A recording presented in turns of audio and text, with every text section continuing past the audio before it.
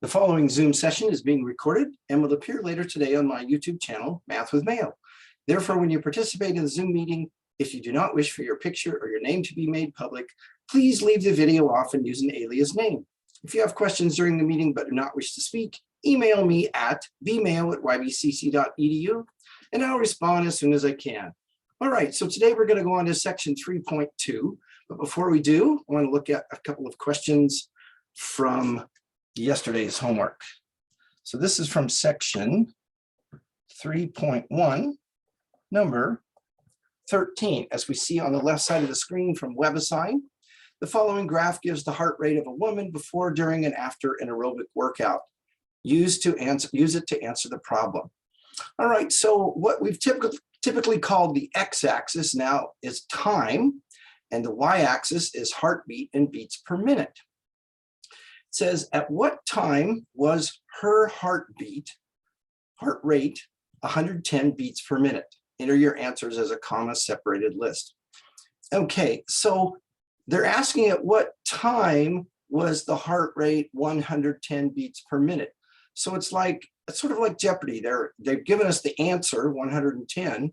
What's the question? What's the time? Well, when is it 110 beats per minute? Right along here. So right there at that point and at that point. So we need to estimate or calculate what time it is at those 2 points. Well, just looking at it, let's see, the scale, every square is what, 5 units, right? So this time value is between 5 and 10. But it looks like it's closer to 5, so you might guess maybe 6 or 6.5, okay? Which would be close, but we can even do better than that. Consider this. Between here and here is what? 5 minutes, right? Between here and here. So here it's at 5 minutes, here it's at 10 minutes. Well, halfway between that would be what?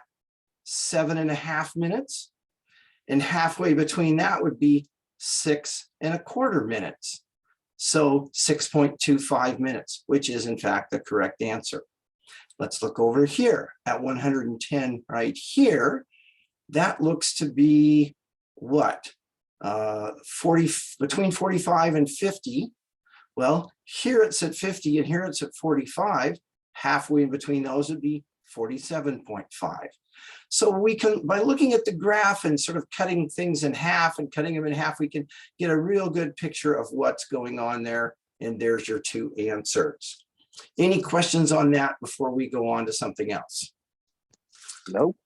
Okay, so hang on a minute here. I'm going to change screens in WebAssign. And let's see, we're going to go there and here.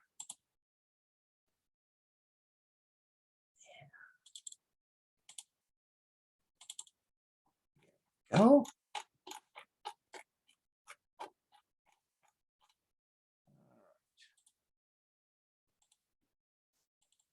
So now, once again, you should see WebAssign on the left with a graph there.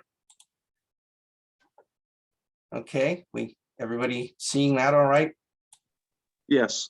Okay, thank you. All right, so some new vocabulary, some new processes. We're going to be looking today at equations that typically have 2 variables. So whereas before we might have had something like, x plus 3 equals 2x minus 7. So we had an equation in one variable, in this case, x, and we would solve for x. Now we're going to have an equation in more than one variable, y equals 2x minus 3, for instance. I'll use the example that's over here on the left side, okay? And because there are 2 variables, there is in fact an infinite number of solutions, because if we change the value of x, it will change the value of y. For instance, let's say that x is 2. Putting that in here, we'd get y is 2 times 2 minus 3 or 4 minus 3, or 1. So what we get is the ordered pair 2, 1.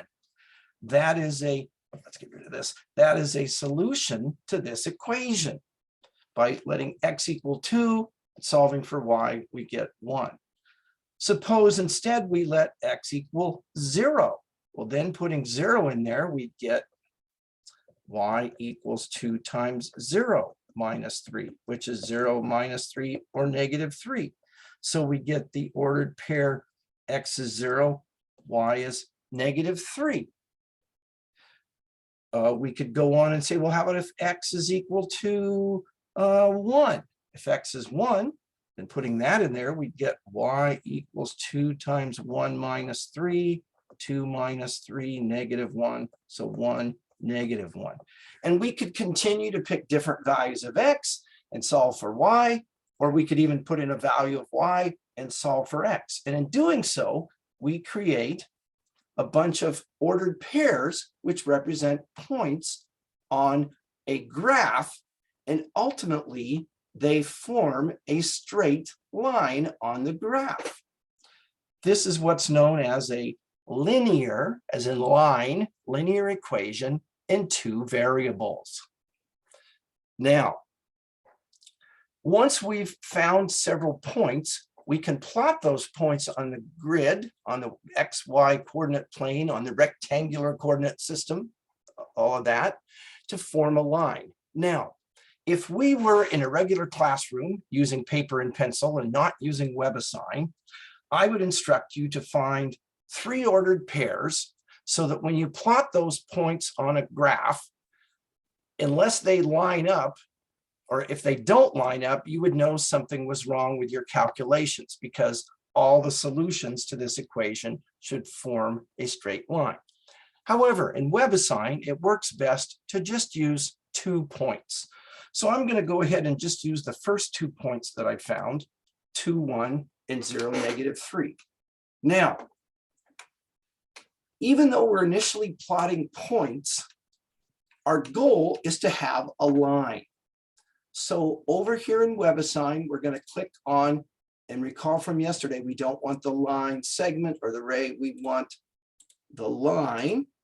Click on it until it turns blue. Now, be careful not to click on the graph until you have the points you want. Look at the scale, each square is 1 unit. 2, 1 is right there, okay. Let's see if I can extend this out a little bit. And then 0, negative 3 is right there, okay. Now, I can click on the line and I can verify my points, 2, 1, 0, negative 3. In case I didn't get it quite where I wanted it, just like yesterday, I can go in and manipulate the coordinates of those points.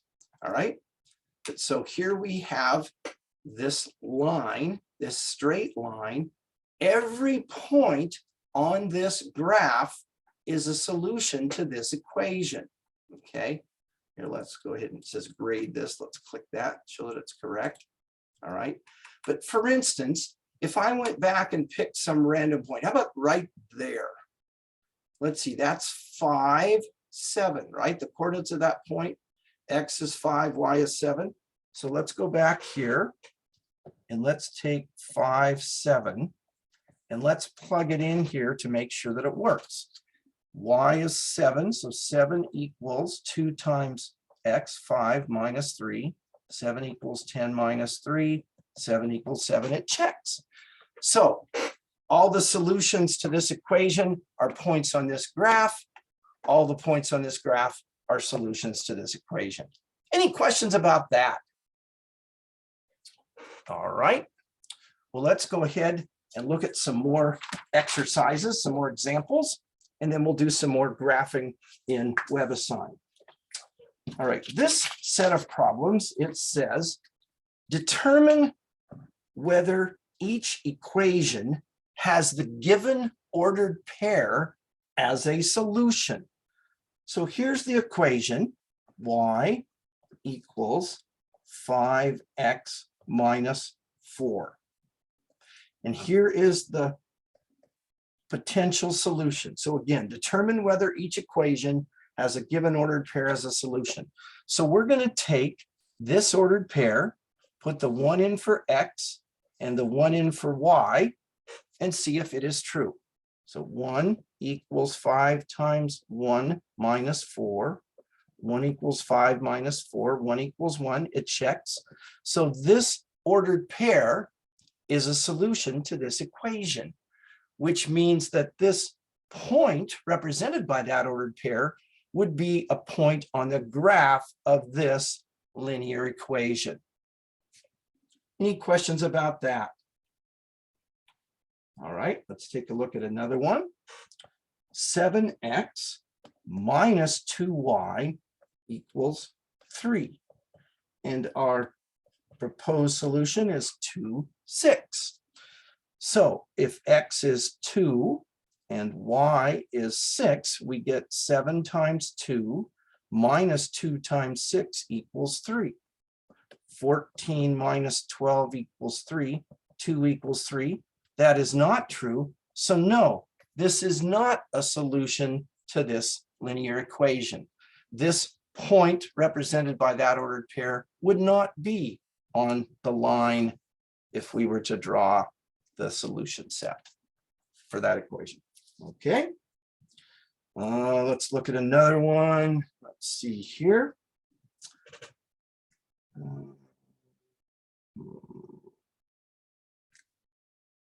About this one. 8x plus 4y equals 10. And the ordered pair is negative 0.5 and 3.5. So negative 0.5 goes in the place of x. 3.5 goes in the place of y. So 8 times negative 0.5 plus 4 times 3.5 equals 10. 8 times negative 0.5 would be what? Negative 4. 4 times 3.5 would be 14. Negative 4 plus 14 is 10. 10 equals 10. So yes, this ordered pair represents a point on the graph of 8x plus 4y equals 10. Any questions there? All right, let's take a look at another kind of problem. This says, for each equation, complete the solution. So they give us a linear equation. The first example, y equals negative 5x minus 4. And then it looks like this. And there's a box there, okay? You know what? Something I was going to say earlier, and I'm going to go ahead and mention it right now. I should have said this at the beginning of class, but it has to do with your test, okay? So I corrected the test yesterday, and the biggest mistakes that I found were, 1, people didn't read the directions, 2, people didn't follow the directions, and 3, people did not follow my advice in terms of solving formulas where if a variable is a capital A in the answer, you have to put a capital A. One of the big ones was there was a problem that had V in it, and it was a capital V. A lot of people put a lowercase v in there. I gave you credit for it, but you probably wondered at the time what was wrong with it. There was a problem that asked people to round off, and most people didn't round off. Again, read and follow the directions. Okay, back to our normally scheduled programming. So here we have an equation, y equals negative 5x minus 4. We're told the x value. We want to determine the y value. So what we're going to do is put negative 3 in the place of x. So then we get y equals negative 5 times negative 3 minus 4. 15 minus 4. So y is 11. So that's going to go in that ordered pair. Okay. So given an input, we can find the output. Any questions on that example? All right. Let's go ahead. Yes. Oh, no, no questions. Okay. Just, like I say, stop me if you've got a question. All right. Here we have 7x plus y equals negative 12. In this case, we're given the y value and asked to find the x value. Okay, so we're going to put the 2 in the place of y. Be sure you're putting the number in place of the correct variable. X is first, y is second. So 7x plus 2 equals negative 12. Well, now I need to solve this equation for x. So I'll subtract 2 from both sides of the equation, then divide by 7. So x is negative 2. So the point negative 2, 2 is the solution to this linear equation. Okay, let's take a look at another one of those. This says 11x equals 16y. Okay, and we've got the y value is negative 3. The x value we're supposed to figure out. So if y is negative 3, 11x equals 16 times negative 3. 11x equals negative 48. Divide both sides by 11. X equals negative 48 elevenths. Now, I could change that to a mixed number. However, as I've mentioned before, WebAssign doesn't work well with mixed numbers. And let's see, can I reduce that? No, I can't. But so I would leave my ordered pair as an improper fraction and then the negative 3. Now, you can use a decimal number, but don't round off, don't approximate, okay? So for instance, let's see, if I go to my calculator and put in negative 48 divided by 11, I get negative 4.363636, and it keeps going. So technically, you'd have to write it as a repeating decimal. So what people will tend to do is they'll write that, and then it's wrong, and they can't understand why. Don't round off. Use the fraction that will be exact. All right, any questions about that?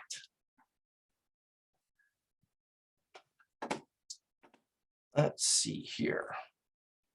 Okay. This says complete each table of solutions.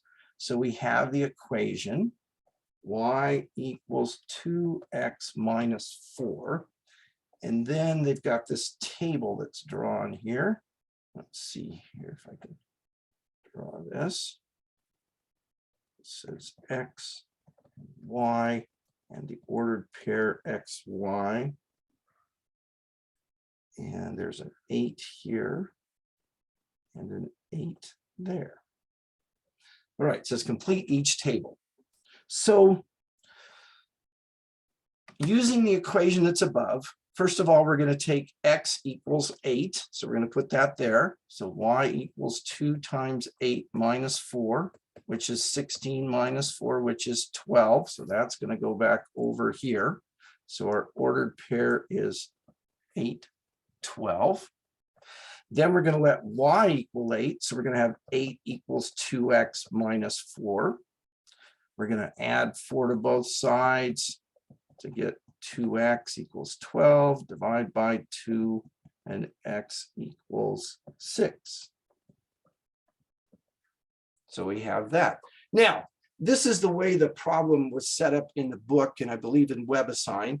Another way that you can do this is you just make the table, okay? And as you find the values, you plug them in, and then like I said, if you were doing this by hand, you wouldn't necessarily have to rewrite it as ordered pairs, but there's certainly nothing wrong with it. And if WebAssign asks you to fill in a table like that, then that's what you would do. Okay. What we're going to do now is we're going to go back and look at some of these problems and construct the table of solutions and then graph the equation. So for instance, I have the equation y equals negative 3x, okay? So what I'm going to do is come up with two ordered pairs. How about if x is 0 and x is 1? If x is 0, y equals -3 times 0, which is 0. If x is 1, y equals -3 times 1, which is -3. Okay. As I said before, if we were doing this with paper and pencil, I would have you find a third point, but for WebAssign, they just want 2 points. So now I'm graphing a line. So I'm going to turn that into a blue square. And then I've got 0, 0, and 1, -3. Let's see. 0, 0, 1, -3. So that should be correct. I'll submit the answer. And it says, didn't go back to the one.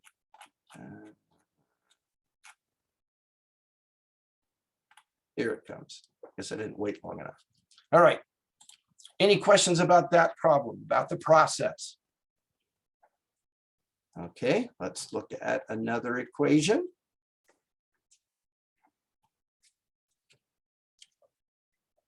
(3x plus 4y equals 8). Okay. Let's see. How about, tell you what, let's let x equal 0 and see what happens, and let's let y equal 0 and see what happens. If x is 0, I get 3 times 0 plus 4y equals 8. So 0 plus 4y equals 8. 0 plus 4y is 4y. So 4y equals 8. Divide by 4y equals 2. So 0, 2 should be a point on the graph. Then let's go back and let y equal 0. So 3x plus 4 times 0 equals 8. 3x plus, well, 4 times 0 is just 0. And 3x plus 0 is 3x. So I get 3x equals 8. Divide both sides by 3, and x is 8/3. Okay. So I've got 2 points to form the graph, the line. So let's go back over here. 0, 2, that's an easy point to graph. But 8/3 2. Well, if I took 8/3 and changed it to a mixed number, I'd get what? 2 2/3. So when x is 2 2/3, y is 0 is right about there. But look what happens.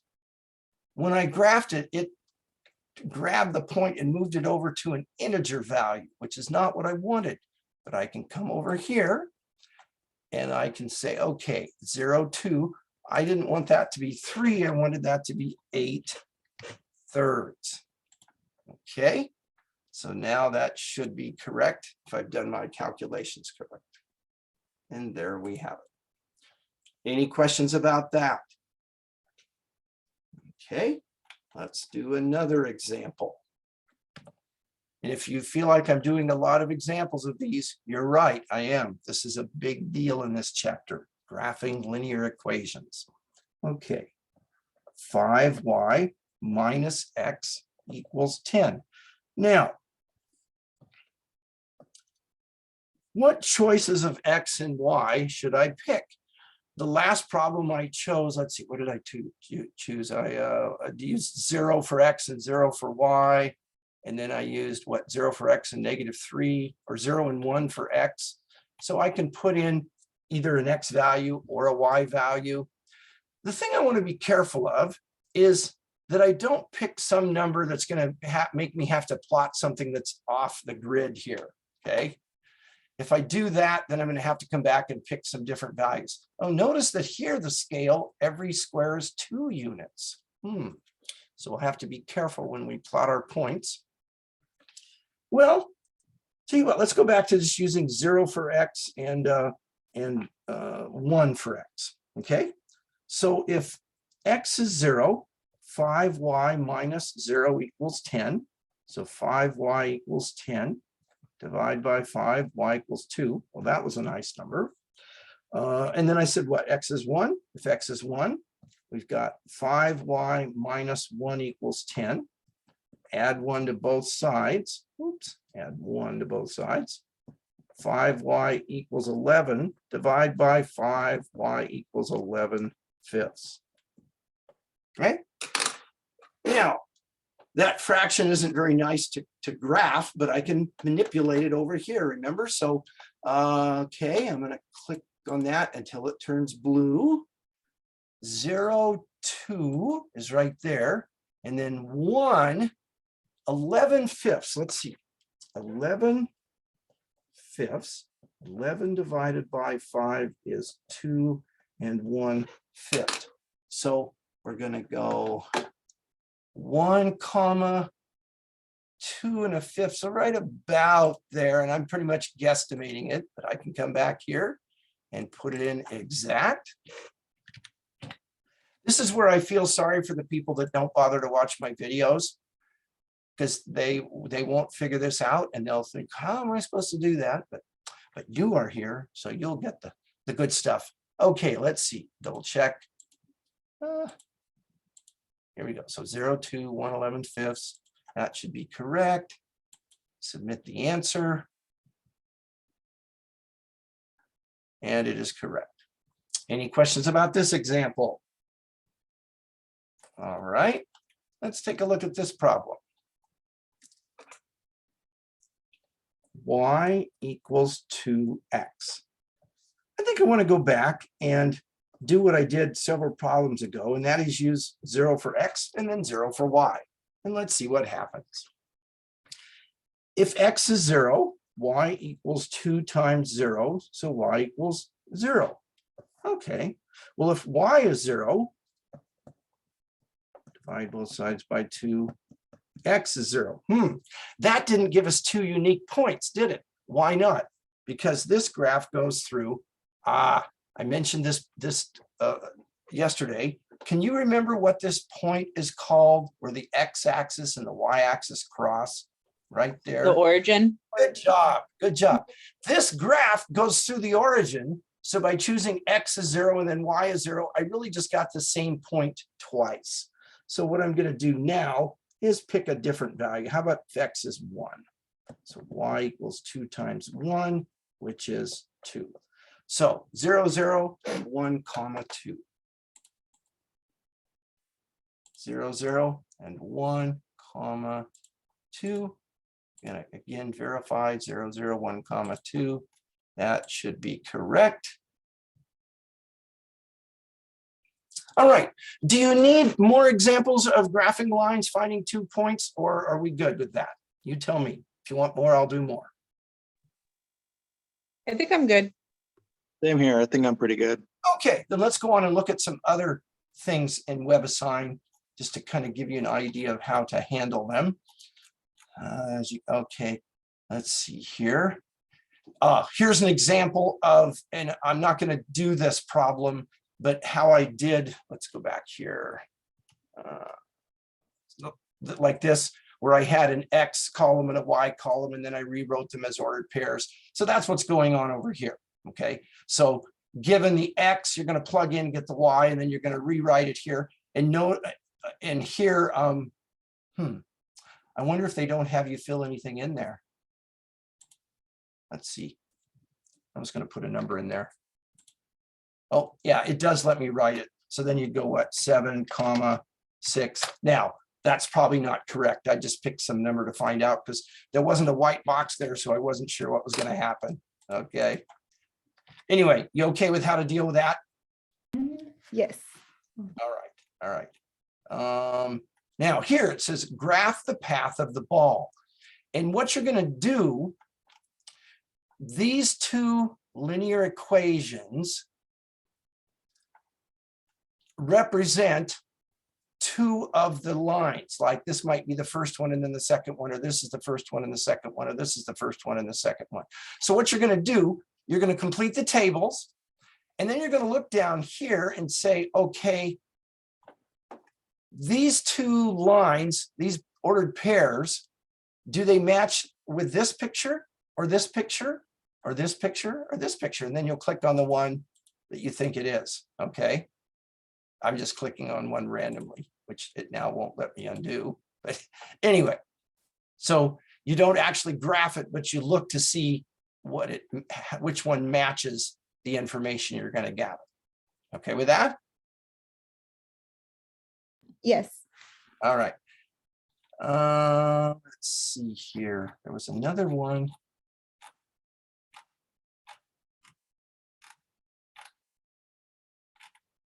Yeah, I guess that was it. Here it says the linear equation L equals negative 0.04 t plus 7. Estimate the length L in inches of a pencil after it has been inserted into a sharpener and the handle turned a total of t times. Okay. Now, consider this. This is time, and this is the length of the pencil, okay, in inches. So our x-axis now becomes our t or our time axis, and that is, no, excuse me, it's not time, it's number of times that the thing is turned. Okay, so number of turns versus the length of the pencil. Okay, at the beginning of time, what would t equal? It would be 0, right? If we put a 0 right there, in fact, let's do this. Hang on. So L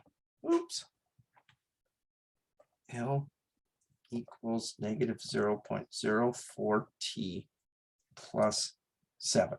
All right. Our graph starts at t equals 0. If we let t equal 0, okay. So here, let's do this. This is t, and this is L, okay? If t is 0, we'd get L equals negative 0.04 times 0 plus 7, which is 0 plus 7, which is 7. So that means when the time is 0, the length is 7. So how long is the pencil at the beginning? 7 inches. Well, look at these 4 graphs. When t is 0, number of turns, okay, when there's 0 turns, oh, that 0.07 matches the one we found. That one doesn't. That one does. That one doesn't, right? So already I know it's got to be either this one or that one. Do you follow my reasoning there? I understand. Yes. Okay. Yes. Now, let me ask you this. As you turn the handle on the pencil sharpener, is the pencil going to get longer or shorter? Shorter. So doesn't it seem reasonable that of these two, it would be this one, because as the number of turns increases, the length of the pencil is decreasing. Where here, this would represent the more you turn it, the longer it gets. You follow what I'm saying? Yes. Yes. So by finding the beginning value and thinking in terms of, is it going to get larger or smaller, I can, that's all the information I need. Oh, use the graph to estimate the length of a pencil after 125 turns. Okay, this is 120. Each one of these little grid marks is 5, because that's 25 or 125, 130, 135, 140. So after 125 turns is right there. So how long is the pencil? 2 inches. Of course, I have to have picked the correct graph.